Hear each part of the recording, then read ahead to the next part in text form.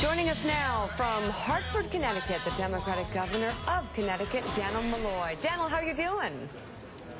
Mika, I'm doing great. How are you? Are you at my stomping ground, WVIT? Yeah, you know where I am. Your whole, well, actually, it's a different building, but it is your old stomping ground. It's great to be here. All right. And I've been watching, listening. And how's it been going for you? Things are good. We're seeing job growth. We've cut overall debt in the state of Connecticut by 11 When you heard us talking about you, what did you think? Oh, listen, well, first of all, I love you guys. I want you to be a little more positive about the world. I mean, for the last couple of weeks, I'd watch TV and I was ready to slit my throat. You guys don't see anything good in anything. I mean, come on. Oh, that's not. That's not. The economy is growing. We were just saying some really good things about Harold Ramis, and we said that this is going to be the next American century. But let's talk about yesterday, man. That was something. Yeah. That escalated quickly outside the White House. You're hanging with the president and all the governors, and then suddenly, wow, it's the Thriller in Manila. What happened? Well, I mean, listen, you get a guy. Well, first of all, I'm a Jesuit-educated individual. I went to Boston College. I know what an ad hominem attack is. It is baseless. To equate talking about the minimum wage with the white flag and somehow we're becoming a minimum wage society is ultimately ridiculous. Now, let me point this out, that the governor is the governor of the state. Third highest poverty rate in the nation. He should be embracing raising the minimum wage. There is a reality that 60% of people who collect the minimum wage are women. Let's lift women out of poverty. There's a reality that only 12% of the people who are earning the minimum wage are teenagers. It's a non-argument. We have to make sure that we're moving this country forward. I believe that today's labor is worth at least as much as it was in 1968, adjusted for inflation. So let's get there. So, Governor, within the White House, before you came out for the beef tsunami between you and Bobby Jindal in the driveway, when you were sitting around the table in the White House, when the minimum wage came up for discussion, if it did come up for discussion, was there a consensus that it seemed to you that other governors were in favor of raising the minimum wage? Oh, I think if there's not a TV camera in the room, they're all in favor of it, to tell you the truth. They understand the significance of it. Most of us made the minimum wage at some point in our life. I certainly remember that. But here I'm sitting in Connecticut. Most babysitters are making more than $10 an hour. The day labor charge for day labor, the stuff you'd pick up on street corners, was $10 10 years ago in the state of Connecticut. The reality is we have too many people living in poverty. Let's lift people out of poverty. Nobody in this country should work 40 hours a week and still live in poverty. And let's go back to who's doing this. 60% of the people collecting minimum wage are women. Let's lift women out of poverty. There's a study out there, by the way. This is a problem in our country. There's a study out there that shows that over 30% of tellers in banks, for the largest institutions down to the smallest institutions, have to rely on federal programs to support their families. Let's have wages that allow people to get out of poverty, live a decent life, be good, strong Americans, raise good, strong American families. That's what we should be talking about, not the white flag of something or other. Governor, this Mr. Robertson, you make a really interesting point about Louisiana because it's one of several states in our country that does not have its own state minimum wage. Louisiana is in South Carolina, Mississippi, Tennessee, and Alabama's ranks when it comes to that, tied to the federal minimum wage. You in Connecticut right now have a minimum wage of $8.70, and in January of 2015 that's going to go up to $9. Explain how you've been able to try to stay ahead of the curve on what it means for minimum wage workers.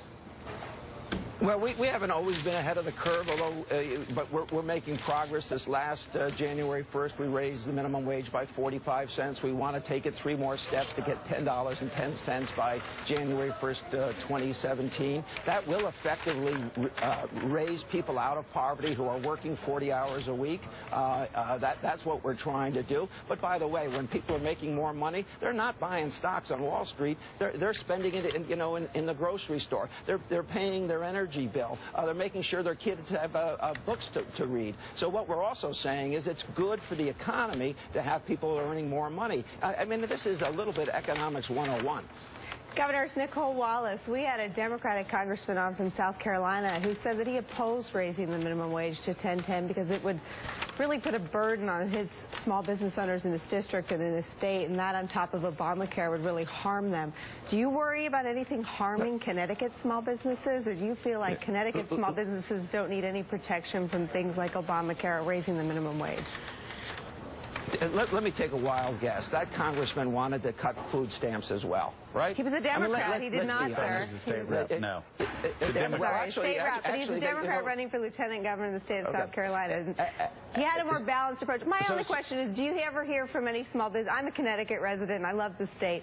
But do you ever hear from Connecticut small business owners who have any concerns about Obamacare or about raising the minimum wage? About Obamacare, because a lot of folks in small businesses have gone to our website to buy their insurance. In fact, we have the most successful rollout of Obamacare in the nation. We already have 125,000 folks who have purchased their policies through our network. That's, by the way, already well in excess of what our numbers were supposed to be by March 31st. I think there's a good chance we'll double our numbers by March 31st, and a lot of that is, in fact, small business. And by the way, it's the right thing to do for our economy. If you talk about what's wrong with our economy, we spend too much on health care. That's one of the things. And now we're bending the curve, and small business gets it. Governor, Joe here, also a constituent of yours. A couple quick questions about Connecticut. I haven't checked lately. What's the unemployment rate? How's Connecticut doing on unemployment? Unemployment rate is coming down in Connecticut, pretty much consistent with the nation. We were higher than the national average, and we're now coming down month by month, pretty much in step. So we started at a higher place, and we're making progress. And what's so about 7.374. What's a challenge? Like, really quickly, what's Connecticut's historical challenge over, let's say, the past 10 years when it's come to job growth? We didn't. Hey, Joe, we didn't make the changes that we've made in the last 3 years. We didn't make them 7 years before that, quite frankly. People were running up the debt. They were hiring more people than government needed to do the job. We had too much regulation in the state. I'm in the process of trying to strip out 1,000 pages of regulation in the state of Connecticut. We'll have a proposal in the legislature very shortly to do that. We've taken about $11.6 billion out of our overall state obligations. I'm pretty proud of that. We're growing about 43,000 jobs since I became governor. Not enough, by the way, because if you didn't get one, it doesn't make any difference how many you grow. Robust growth, but we're learning. I guess in some senses we're teaching ourselves new lessons. When I became governor, we had a $3.6 billion deficit. By July 1st, we'll have a $550 million a rainy day fund, and we're experiencing a surplus today. Okay, and most importantly, before we go, let's talk about Gino and the Husky women. How are they going to do this year? Well, the Husky women aren't going to lose a game, I think, for 3 years. All right. They're unbelievable. You look at that team, you look at the talent come to it, and maybe people in the rest of the country don't fully appreciate this. We routinely get 13,000 to 16,000 people out to watch a UConn women's basketball game. It is amazing. It's a great sport. You got to bring your daughter to one. So I want to see you when it's soon. I will. Back in the Rebecca Lobo days. And I did a package, you'll appreciate this, Thomas, on being a UConn Husky fan. And I painted my face. Oh, did you really? And did all the stuff, had like the things that you buy. Yeah. The whole outfit. Yeah, how'd that go? I was good at it. Gino, man. Gino's incredible. It went very well. She's got the job she has now. Look at that. Exactly. Your resume page. Hey, thank you so much, Governor. Always great to see you here. And we should mention... Good to see you. I'm sorry, go ahead. Governor? No, I wish I was with you. They would have put some makeup on me. I'd look as good as you people do. You look gorgeous. You look fantastic. And unlike me, you are funny.